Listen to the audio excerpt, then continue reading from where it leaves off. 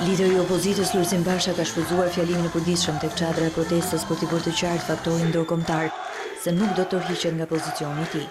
Gjatë ditëve të fundit Brukseli ka tentuar sërish të negociojë për zgjidhjen e situatës në Shqipëri dhe presidenti i Këshillit Evropian Donald Tusk, komisioneri i zgjerimit Johannes Hahn, si dhe kreu i Partisë Popullore Evropiane Dol, kanë zhvilluar biseda telefonike me liderin e opozitës Basha, por sot nga çadra përgjigjja e kreut të PD-s ishte e qartë. Kush më kërkon mua, shqiptar apo i huaj, pazar me Edi Ramën për hir të stabilitetit pa demokraci, duhet ta kuptoj se ajo që ka lindur me 18 shkurt është më e madhe se Partia Demokratike, është më e madhe se opozita, patjetër është më e madhe se Lulzim Basha, e madhe se Shqipëria dhe shqiptarët. Nuk ka e nuk do të ketë asnjë tërheqje në kauzën dhe betejën tonë për zgjedhje të lira e të ndershme.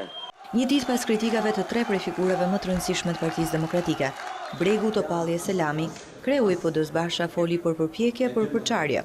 Kanë bërë gjithçka këto 74 ditë për na shkurajuar, për na trembur, për na ndalur, për na përçar, për na shitur e për na bler, por kanë dështuar e do dështojnë me turp.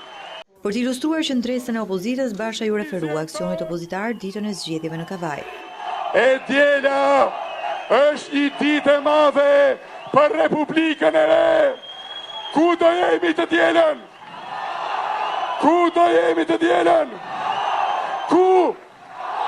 Ku do jemi?